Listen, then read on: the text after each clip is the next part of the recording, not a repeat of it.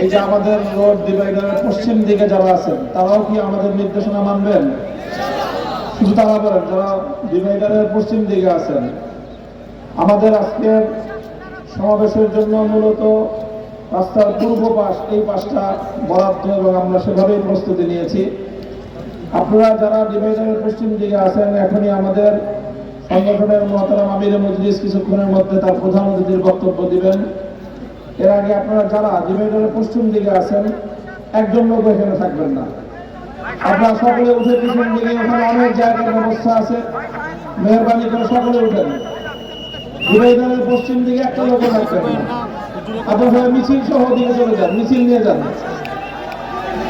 একটা মিছিল নিয়ে আপনারা সামনের দিকে গিয়ে আমাদের সম্মেলনের সমাবেশের যেই মূল আয়োজন, সেই আয়োজনকে আপনারা সহযোগিতা করুন এবং ইনশাআল্লাহ আমরা আমাদের আজকের এই যুব সমাবেশকে সুন্দরভাবে নিয়মতান্ত্রিক নিয়ম শৃঙ্খলা রক্ষা করে সুচারুরূপে আমরা আমাদের আজকের যুব সমাবেশকে সম্পন্ন করার চেষ্টা করবো ইনশাআল্লাহ। আপনারা যারা রাস্তার পাশে আছেন, এখন আমি বলছি আমরা মিছিল সহকারে ওদিকে যান, মিছিল সহকারে পূর্ব দিকে গিয়ে তারপরে সমাবেশের যে নির্ধারিত স্থান সেখানে আপনারা যার যার আসন গ্রহণ করুন।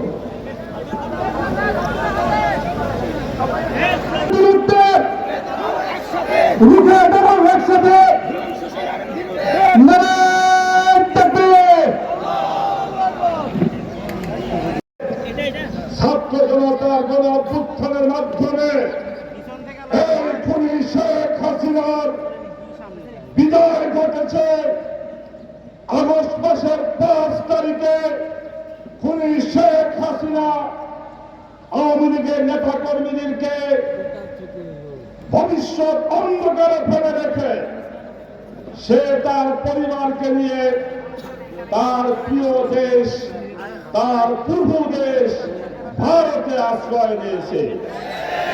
কিন্তু খুনি শেখ হাসিনা ভারতে বসে অদ্যাবধি বাংলাদেশের বিরুদ্ধে ষড়যন্ত্র করে যাচ্ছে। আমরা লক্ষ্য করেছি এই খুনি শেখ হাসিনার দোষর আমাদের প্রশাসনে, পুলিশ প্রশাসন, জনপ্রশাসন, সব জায়গায় এই খুনি শেখ হাসিনার রেসপন্সার এবং দোষররা এখনো বিরাজমান।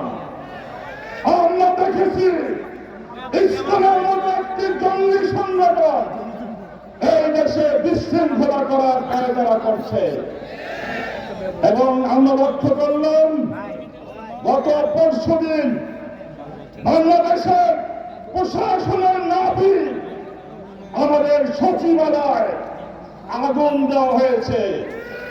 এটা আমাদের বুঝতে বাকি নয় এই আগুন কারা দিয়েছে। এই আগুন দিয়েছে খুনি শেখ হাসিনার যারা দোষর প্রশাসনে রয়েছে, তাই আগুন দিয়েছে।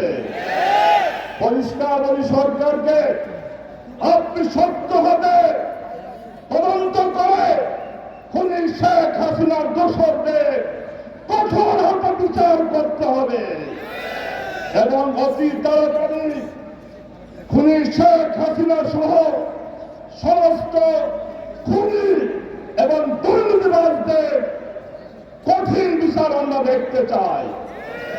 দ্বিতীয় কথা হলো, আজকে দেশে সংস্কার চলছে, সংবিধান সংস্কার হচ্ছে।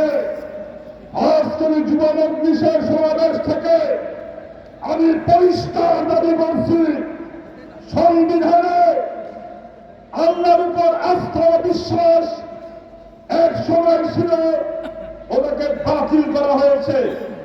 এবার যখন সংবিধান সংস্কার করা হবে, সংবিধানে আল্লাহর উপর পূর্ণ আস্থা বিশ্বাস স্থাপন করতে হবে।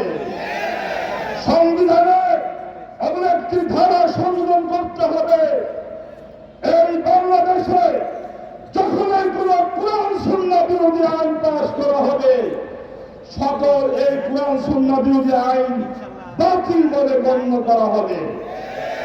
সংগ্রামী ভাইয়েরা আমার, আমরা চাই আগামী বাংলাদেশ খেলাফতের বাংলাদেশ, আগামী বাংলাদেশ তাই আমাদের নেতা আল্লামা মাহমুদ হকের নেতৃত্বে আগামী ইসলামী বাংলাদেশ করার জন্য আপনার কারা কারা রাজি আছেন হাত দিয়ে দেখবেন। ইনশাআল্লাহ আমাদের আহ্বান আল্লাহ মাহমুদ হকের নেতৃত্বে খোদার জন্য খেলাফত কায়েম করেছেন ইনশাআল্লাহ। আমি আপনাদেরকে সেই সুন্দর খেলাফত ব্যবস্থা কায়েম করার আন্দোলনকে বেগবান করার আহ্বান রেখে আমার বক্তব্য শেষ করছি। খোদা হাফেজ। বাংলাদেশ জিন্দাবাদ। বাংলাদেশ খেলাফত যুব মজলিস জিন্দাবাদ।